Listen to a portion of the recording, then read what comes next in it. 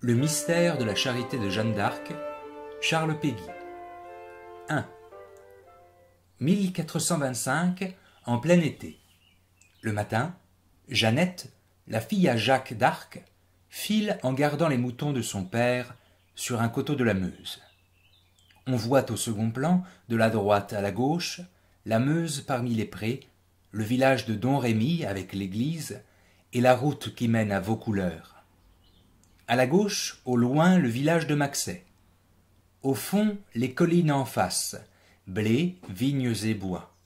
Les blés sont jaunes. Jeannette a 13 ans et demi. Oviette, son amie, 10 ans et quelques mois. Madame Gervaise a 25 ans.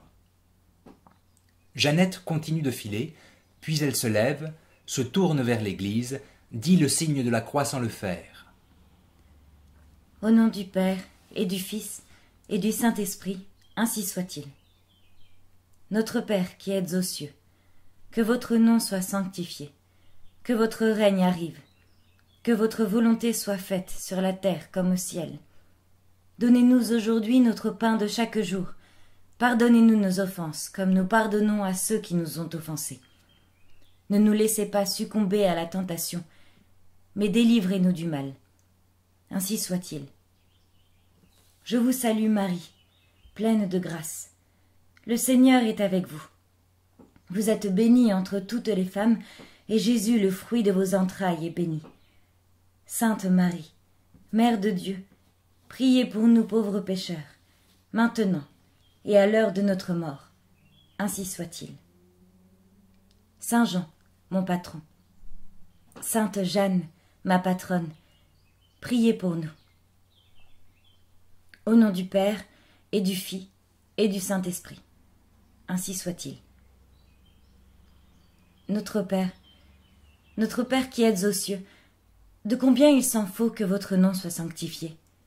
De combien il s'en faut que votre règne arrive? Notre Père qui êtes au royaume des cieux, de combien il s'en faut que votre règne arrive au royaume de la terre? De combien il s'en faut que votre règne arrive au royaume de France? Notre Père qui êtes aux cieux, de combien il s'en faut que votre volonté soit faite? De combien il s'en faut que nous ayons notre pain de chaque jour? De combien il s'en faut que nous pardonnions nos offenses, et que nous ne succombions pas à la tentation, et que nous soyons délivrés du mal? Ainsi soit-il. Oh mon Dieu, si on voyait seulement le commencement de votre règne, si on voyait seulement se lever le soleil de votre règne. Mais rien, jamais rien. Vous nous avez envoyé votre Fils, que vous aimiez tant. Votre Fils est venu, qui a tant souffert, et il est mort, et rien, jamais rien. Si on voyait poindre seulement le jour de votre règne, et vous avez envoyé vos saints, vous les avez appelés chacun par leur nom, vos autres fils les saints, et vos filles les saintes, et vos saints sont venus, et vos saintes sont venues, et rien, jamais rien. Des années ont passé, tant d'années que je n'en sais pas le nombre. Des siècles d'années ont passé, 14 siècles de chrétienté, hélas, depuis la naissance et la mort et la prédication, et rien, rien, jamais rien. Et ce qui règne sur la face de la terre, rien, rien, ce n'est rien que la perdition. 14 siècles depuis le rachat de nos âmes, et rien, jamais rien, le règne de la terre n'est rien que le règne de la perdition. Le royaume de la terre n'est rien que le royaume de la perdition. Vous nous avez envoyé votre Fils et les autres saints, et rien ne coule sur la face de la terre qu'un flot d'ingratitude et de perdition. Mon Dieu, faudra-t-il que votre Fils soit mort en vain? Il serait venu et cela ne servirait de rien. C'est pire que jamais.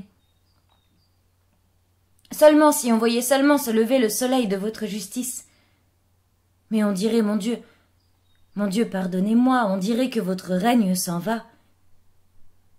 Jamais on n'a tant blasphémé votre nom. Jamais on n'a tant méprisé votre volonté. Jamais on n'a tant désobéi.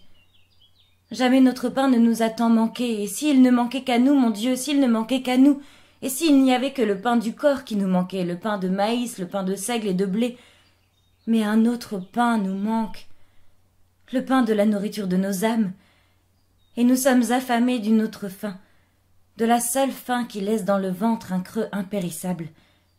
Un autre pain nous manque. Jamais il n'a été fait tant d'offenses, et jamais tant d'offenses ne sont mortes impardonnées. Jamais le chrétien n'a fait tant d'offenses aux chrétiens, et jamais à vous, mon Dieu, jamais l'homme ne vous a fait tant d'offenses. Sera-t-il dit que vous nous aurez envoyé en vain votre Fils, et que votre Fils aura souffert en vain et qu'il sera mort? Et faudra-t-il que ce soit en vain qu'il se sacrifie et que nous le sacrifions tous les jours? Sera-ce en vain qu'une croix a été dressée un jour et que nous autres nous la redressons tous les jours? Qu'est-ce qu'on a fait du peuple chrétien, mon Dieu, de votre peuple? S'il n'y a pas eu encore assez de saintes et assez de saints, envoyez-nous-en d'autres.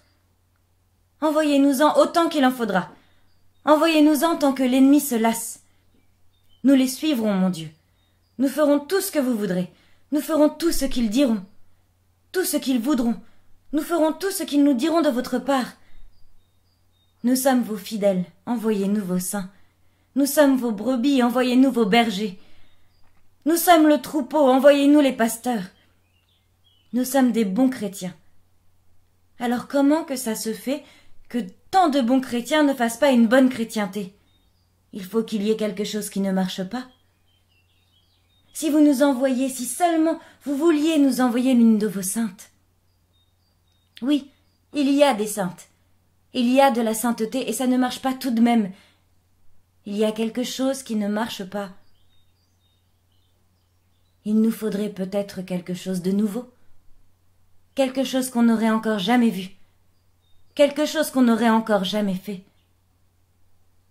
Mais qui oserait dire, mon Dieu, qu'il puisse encore y avoir du nouveau après 14 siècles de chrétienté, après tant de saintes et tant de saints, après tous vos martyrs, après la passion et la mort de votre Fils? Elle se rassied et recommence à filer. Enfin, ce qu'il nous faudrait, mon Dieu, il faudrait nous envoyer une sainte qui réussisse.